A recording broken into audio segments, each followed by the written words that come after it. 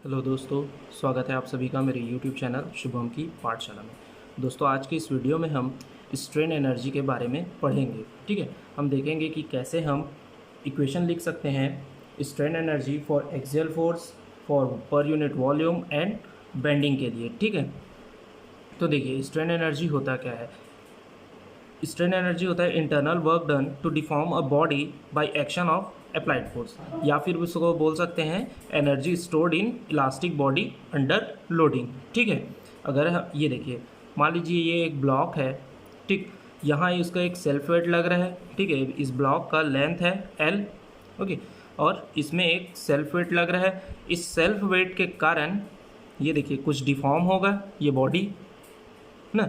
कितना डिफॉर्म होगा, डेल। ठीक है, और ये जो हमारा ब्लॉक है इसका एक एरिया होगा, है ना, और ये इसका एक ई होगा। ठीक है, ई क्या होता है, मॉडुलस ऑफ इलास्टिसिटी। ठीक, तो अब इस डब्ल्यू के कारण ये जो लोड लग रहा है इसका सेल्फ वेट, ठीक है, जो भी ये लोड लग रहा है इसके कारण एक वर्क डन होगा। ठीक है, कितना वर्क डन होगा, ये देखिए कितना वर्क डन होगा, हाफ लोड इनटू डिफ्लेक्शन। ठीक है, अब देखिए इसे हम क्या बोलेंगे, वर्क डन, और इसे ही हम क्या बोल सकते हैं एक भाषा में, स्ट्रेन एनर्जी। ओके, अब देखिए हमें पता है हमें पता है कि मॉडुलस ऑफ इलास्टिसिटी क्या होता है, स्ट्रेस बाई स्ट्रेन। ठीक है, और स्ट्रेन क्या होता है, इसका जब हम इस तरफ शिफ्ट करेंगे तो स्ट्रेन की क्या वैल्यू आ जाएगी, सिग्मा बाई ई, है ना। और ये सिग्मा होता है स्ट्रेस, और स्ट्रेस का क्या फॉर्मूला होता है, स्ट्रेस होता है लोड पर यूनिट एरिया, है ना। तो देखिए अब क्या करेंगे हम लोग, यहाँ पर स्ट्रेस की वैल्यू पुट करेंगे तो कितना आ जाएगा, strain is equal to W upon A E, है ना। और हमें पता है स्ट्रेन क्या होता है, change in length upon actual length. ठीक है, तो ये डेल, चेंज इन लेंथ क्या था हमारा, डेल था, एक्चुअल लेंथ है L, is equal to W upon A E. और तो डेल क्या आ जाएगा हमारा, W L upon A E. ठीक है, यहाँ तक समझ में आया। अब देखिए इस वर्क डन के फॉर्मूले में हमें डब्ल्यू तो पता है, ठीक है, डेल नहीं पता था, डेल की वैल्यू, तो चलिए रख देते हैं इस फॉर्मूले में। ठीक है, अब देखिए इस फॉर्मूले में हम रख देते हैं, इसी वर्क डन को हम क्या बोल सकते हैं, स्ट्रेन एनर्जी। ठीक है, तो U इज इक्वल टू, ये देखिए स्ट्रेन एनर्जी को U से डिनोट करते हैं, कैपिटल U से, तो हाफ इंटू डब्ल्यू इंटू ये डेल का फॉर्मूला, ये जो डेल हम लोगों ने निकाला है, ठीक है, डेल को रख देते हैं कितना, W L upon A E. ठीक, जब हम इसको सॉल्व करेंगे तो U स्ट्रेन एनर्जी कितना आ जाएगा, 1/2 W square L upon A E. Okay,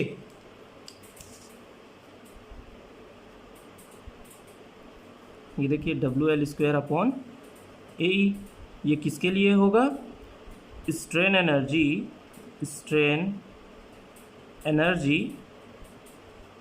due to axial force. ठीक है, अब हमें स्ट्रेन एनर्जी फॉर वॉल्यूम निकालना है। ठीक है, तो देखिए strain energy per unit volume निकालेंगे, कैसे निकालेंगे हम लोग, ये देखिए strain energy per unit volume. ठीक है, अब क्या करेंगे, जो हमारा स्ट्रेन एनर्जी आया है, कितना है स्ट्रेन एनर्जी हमारा, U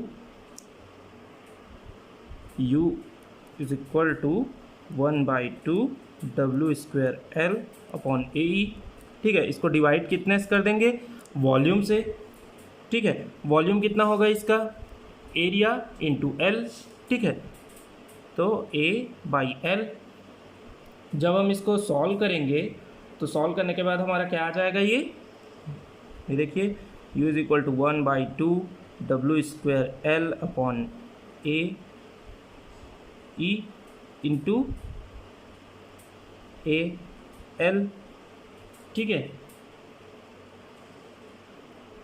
टिक, ये नीचे आएगा, सॉरी, ये ए और एल, ठीक है, ये इसको कट कर दिए, ठीक। तो अब हमारा फाइनली ये क्या बन जाएगा,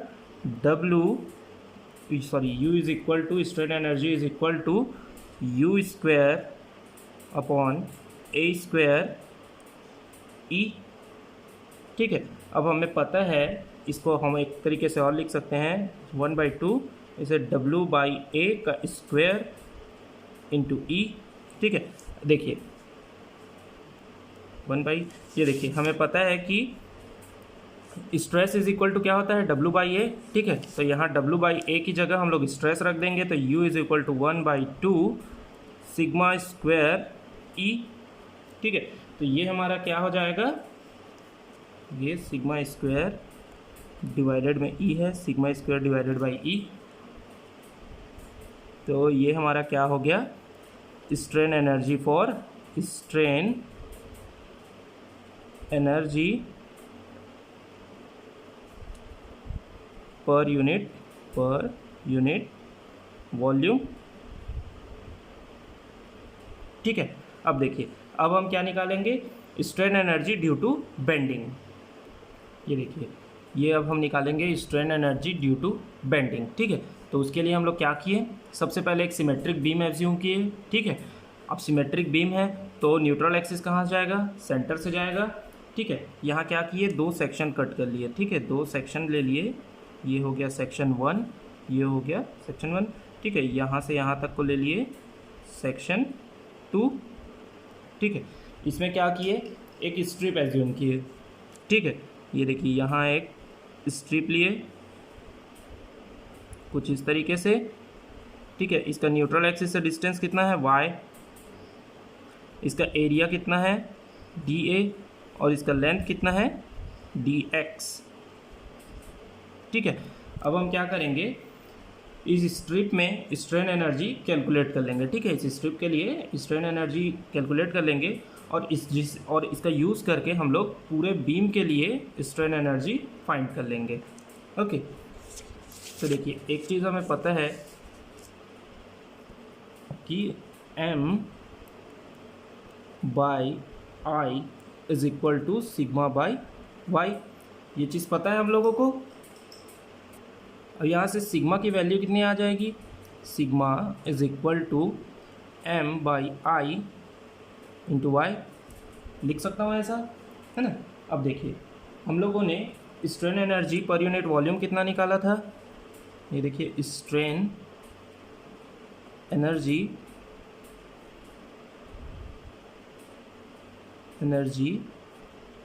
पर यूनिट वॉल्यूम कितना निकाला था, इसे 1/2 सिग्मा स्क्वायर डिवाइडेड बाई ई, इतना निकाला था हम लोगों ने, है ना। अब देखिए सिग्मा के जगह मैं, ये देखिए यहाँ सिग्मा है, सिग्मा की जगह मैं ये रख सकता हूँ, ठीक है। तो 1/2 ई को इधर कर दिए और कितना आ जाएगा, M/I इंटू वाई का स्क्वायर, ठीक है। अब क्या करूँगा, टोटल स्ट्रेन, ठीक है, टोटल स्ट्रेन निकालूंगा, टोटल स्ट्रेन इन एलिमेंट, ठीक। अब मैं क्या करूँगा, इसे टोटल स्ट्रेन इन एलिमेंट निकालूंगा, पूरे एलिमेंट के लिए टोटल स्ट्रेन निकालूंगा, तो कितना आ जाएगा यहाँ पर 1/2 ई, ये M/I इंटू वाई का होल स्क्वायर, और dA कितना था हमारे स्ट्रिप का एरिया, है ना, और ये dx कितना था, उसका लेंथ था। तो टोटल वॉल्यूम आ गया, है ना। क्या करना है मुझे, वॉल्यूम को, अब देखिए ये था total strain energy per unit volume, है ना। अब स्ट्रेन एनर्जी इन एलिमेंट निकालना है तो क्या करूँगा, वॉल्यूम को मल्टीप्लाई कर दूंगा। तो वही किया मैंने, स्ट्रिप का जो वॉल्यूम था, ये देखिए ये हमारा स्ट्रिप है, इसका लेंथ dx, एरिया है dA, length into area volume हो जाएगा, है ना। वही चीज़ मैंने किया है यहाँ पर, ठीक। अब देखिए इसको सॉल्व कर लेते हैं, तो कितना आ जाएगा, 1/2 ई M² I² ठीक। उसके बाद लिख दूंगा D A into D x और वाई स्क्वायर, ठीक है। अब मुझे क्या करना है, टोटल निकालना है ना। टोटल निकालने के लिए क्या करूँगा, मैं समेशन लगा दूंगा। तो मैंने समेशन लगा दिया यहाँ पर, तो कितना आ गया 1/2e m square i square, ठीक है, D A into D X into Y square. अब जब मैं समेशन से बाहर निकालूंगा तो कितना आ जाएगा, ये कॉमन आ जाएगा m स्क्वायर i स्क्वायर, ठीक है, और 2e, ये सारी चीज़ें कॉमन आ गई। ये dx इसके साथ रहेगा और समेशन ऑफ हो जाएगा ये dA इंटू वाई स्क्वायर, ठीक है। अब देखिए ये जो dA इंटू वाई स्क्वायर है समेशन में, ठीक है, इसे मैं क्या लिख सकता हूँ, ये पूरे बॉडी का जो छोटे छोटे उसमें जो एरिया होंगे पूरे एलिमेंट में, ठीक है, पूरे बॉडी का ये क्या हो सकता है, मोमेंट ऑफ इनर्शिया, ठीक है, इसे मोमेंट ऑफ इनर्शिया लिख सकता हूँ।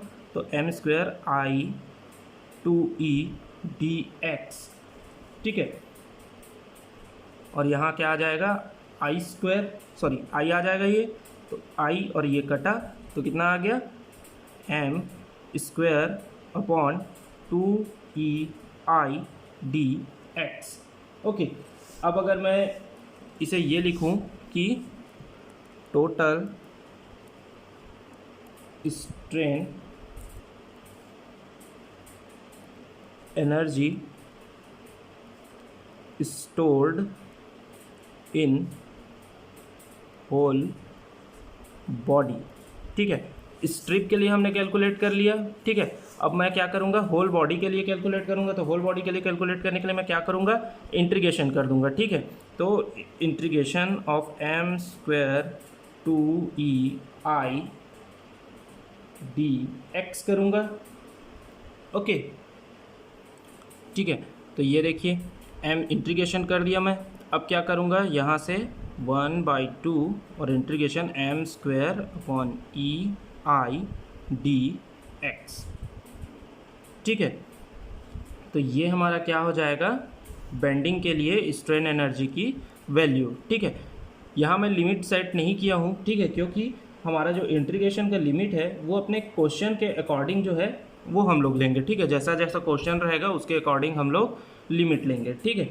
तो ये था हमारा कि कैसे हम स्ट्रेन एनर्जी निकाल सकते हैं for axial force, for per unit volume और strain energy due to bending, ठीक है। तो इस तरीके से हम लोग ये सारी चीज़ें कैलकुलेट कर सकते हैं, ठीक है। ये डेरिवेशन था स्ट्रेन एनर्जी का, और ये इम्पॉर्टेंट है क्योंकि इससे क्वेश्चन पूछे जाते हैं, डायरेक्ट फार्मूला पूछता है। अगर आपको पूरा डेरिवेशन नहीं बनता कोई दिक्कत नहीं है, आपको सिर्फ फार्मूले याद रख लेने हैं, ठीक है, क्योंकि फार्मूला पूछता है कि बेंडिंग के लिए क्या होगा strain energy, per unit volume क्या होगा, तो ये सारी चीज़ें आपको याद रखनी है, ठीक है। तो दोस्तों हम लोगों ने लगभग अपने स्ट्रक्चर एनालिसिस का सारा ही टॉपिक कवर कर लिया है, ठीक है। अब हमें ऑब्जेक्टिव क्वेश्चंस इसके सॉल्व करने हैं।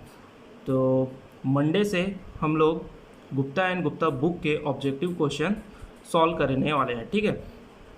तो आप लोग पढ़िए, ये जो मैंने सारा टॉपिक पढ़ाया है तब तक आप उस सारे टॉपिक को पढ़िए स्ट्रक्चर एनालिसिस के। फिर हम लोग मंडे से इसके गुप्ता एंड गुप्ता के सारे ऑब्जेक्टिव क्वेश्चन के सॉल्यूशन के वीडियोस डालने शुरू कर देंगे, ठीक है। तो अगर आप लोगों ने अभी तक चैनल को सब्सक्राइब नहीं किया है तो चैनल को सब्सक्राइब कर लीजिए, क्योंकि मंडे से पूरे ही मैं सारा सब्जेक्ट कवर करने वाला हूँ। ये जो स्ट्रक्चर एनालिसिस का पूरा टॉपिक है उन सारे टॉपिक को कवर करके पूरे चैप्टर से मैं ऑब्जेक्टिव क्वेश्चंस के जो सॉल्यूशन हैं वो उसके वीडियो डालने वाला हूँ, ठीक है। तो तब तक